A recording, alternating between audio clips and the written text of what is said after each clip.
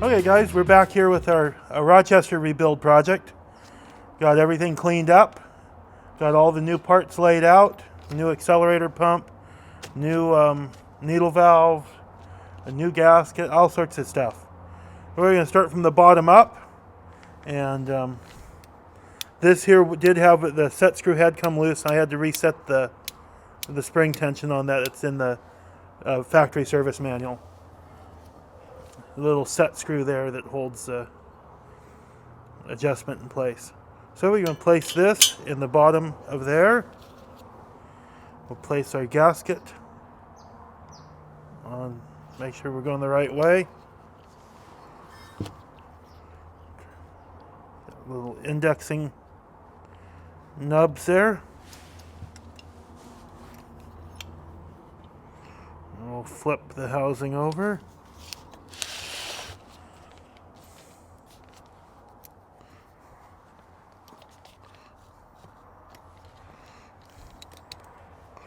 Have the 3 small screws.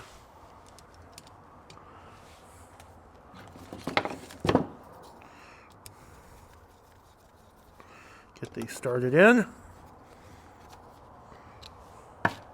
And our great big screw in the middle.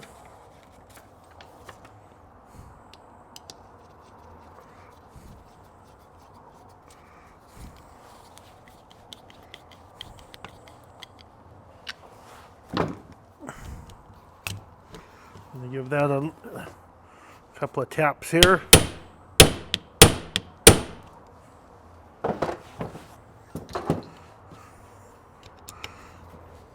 I'll tighten these on the outside.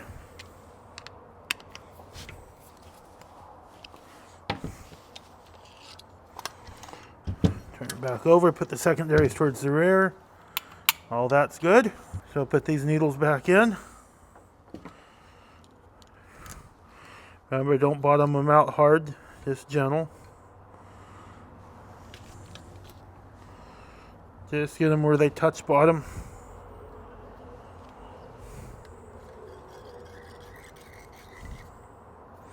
And 1 1/2, so we go half, 1 1/2, half, 1 1/2. Put the air bleed screw in.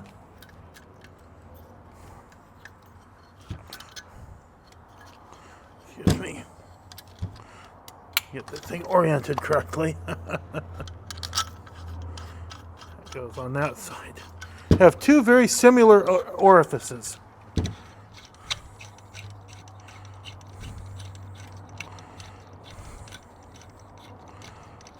Start that in, back it out. It gets backed out like that. And we have everything in the bottom. Everything's been blown out. Ran in the ultrasonic, blown out with air, blown out with carburetor cleaner. And so everything's clean in there. Now your 2 Venturi assemblies, they look very similar. The gaskets are the same. But you'll notice this one here, right here, that's your accelerator pump, the jets. Goes on the primary, the smaller bore.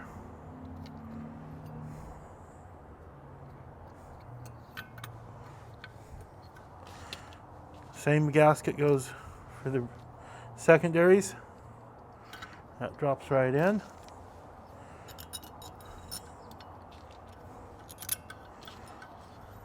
Oh. Don't do that when it's on the engine.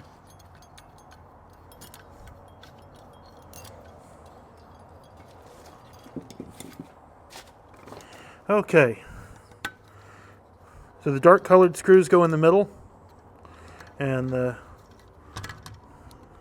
plated ones go on to the outside. Tighten everything down evenly.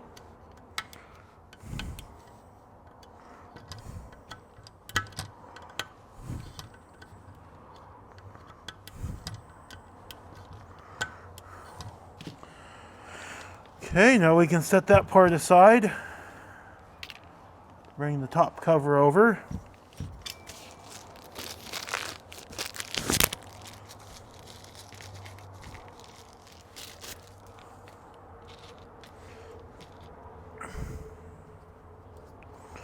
Get our new seats.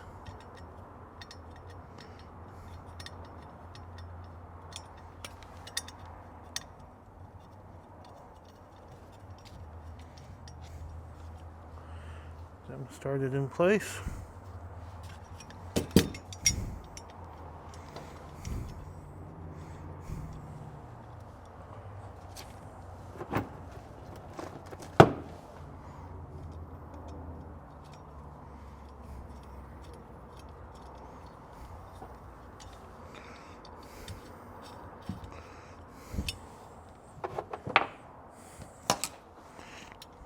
These tightened up.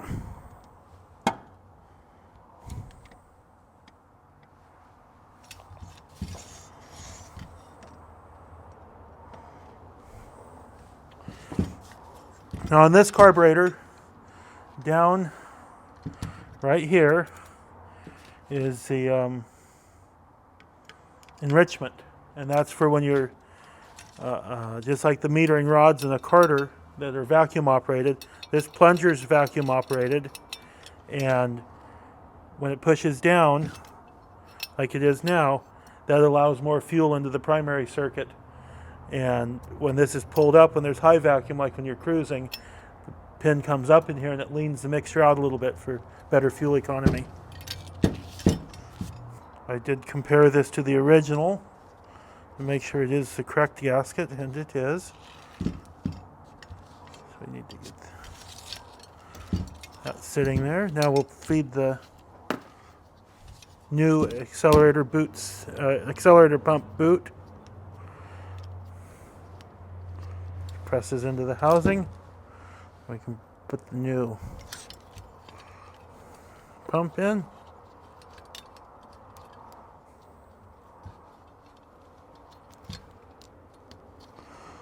That.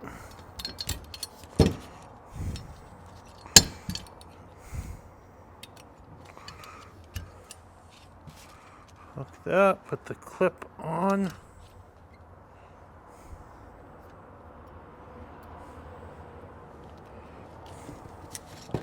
Give the clip a squeeze.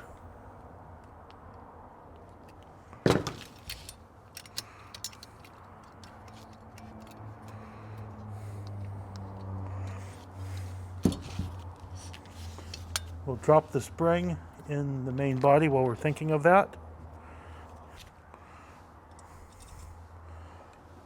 The secondary side, the float, does not have this extra tab that actuates on there.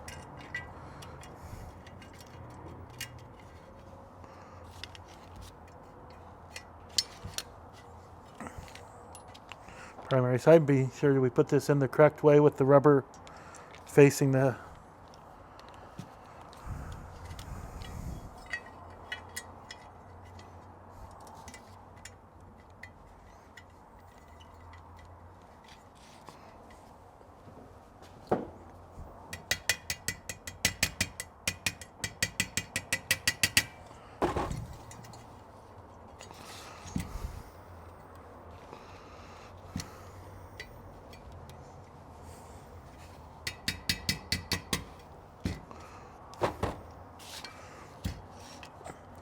Now let me get in the documentation here.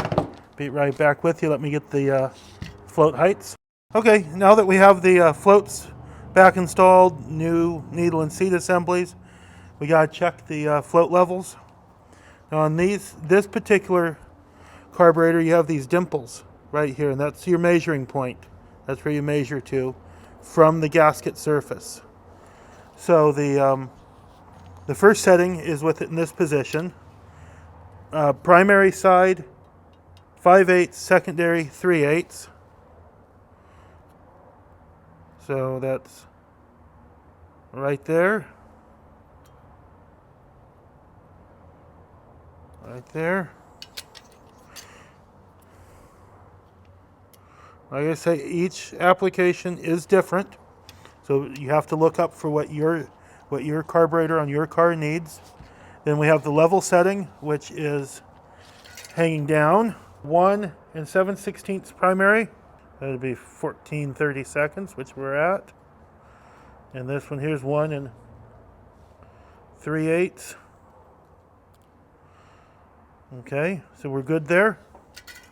Double check this side. Yep. Yep. And then there's one last setting on the primary, and that is with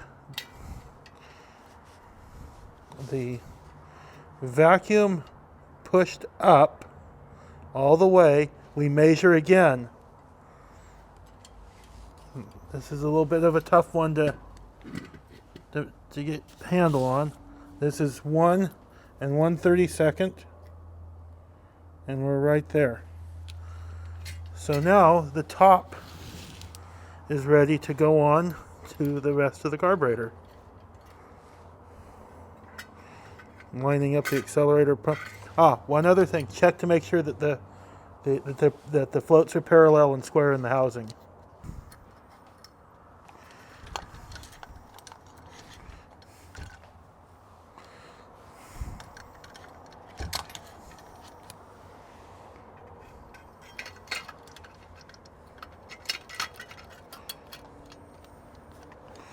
Okay.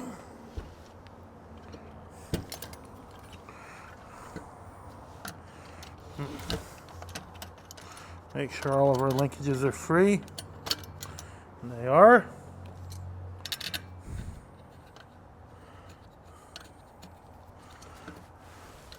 The return spring on the accelerator pump is what's giving us this bias.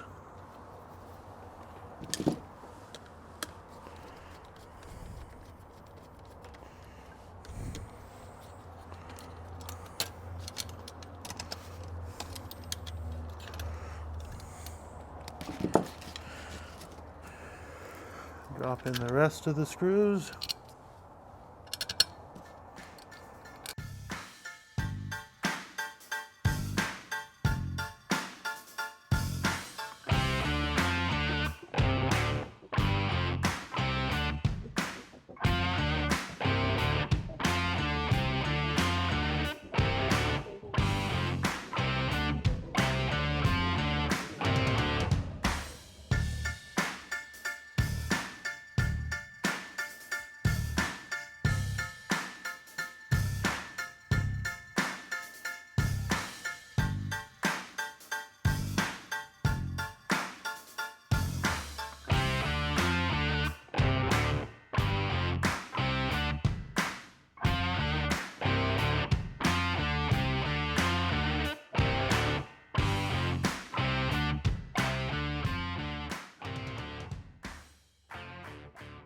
Okay, so we put the accelerator linkage in.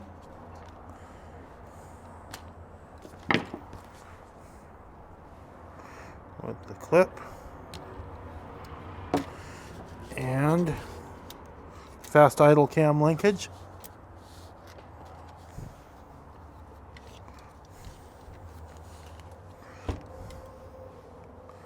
This is one that's not easy to get to.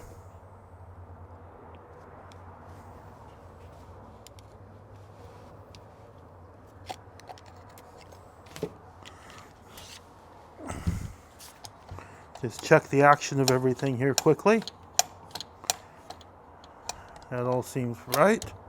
Fast idle cam hits the screw. When the choke is closed, that opens the throttle. And then as it warms up, that drops in the idle. The throttle's held less open.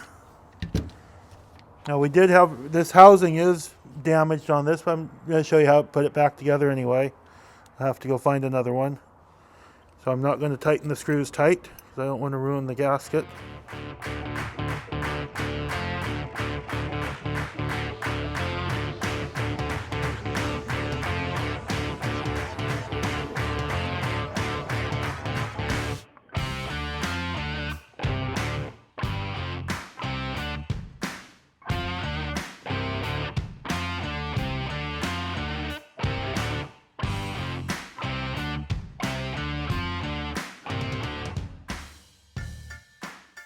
Gasket and a cover, and these go opposite way of the way that a carter goes. So So just keep that in mind if you're deal with cars that have both.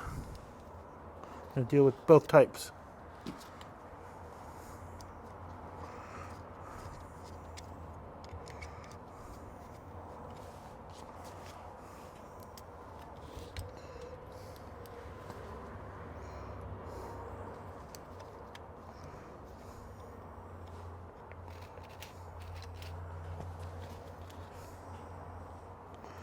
I'm going to go over the adjustments. I'm not going to go through doing them all because if I'm telling you numbers and such, it probably won't apply to your car. We've been working that this is for a Cadillac. So your Buick or whatever Oldsmobile might have, it will have different specifications. So what you're going to look at is a pump rod. You got to make sure you're in the, if your linkage has multiple holes, you look there, you measure here, and you bend here to correct your adjustment. The choke, this one should be okay. This one here affects your fast idle, so you have to get an index location and locate where the screw is to make sure that the choke is closed and that this lever's in the correct position. You might have a choke pull-off diaphragm. Like I say, there's just so many variables that with the final adjustments, you're going to have to look in your factory service manuals. Actually, your best place to look. The rebuild kit instructions are more general, so look up specifically what applies to your car, and you shouldn't have any problem at all. If you need to rebuild your Rochester, we've got kits for both the 2-barrel and the 4 barrels. We'll be doing the 2 barrels for a 59 when we get closer to getting that part of the job finished. I don't want them to sit on the shelf and have the gaskets and stuff dry out, and I'd rather get them built and put them right on the car. So if you need any of these parts, check the links in the description below, and have a good day. Thank you.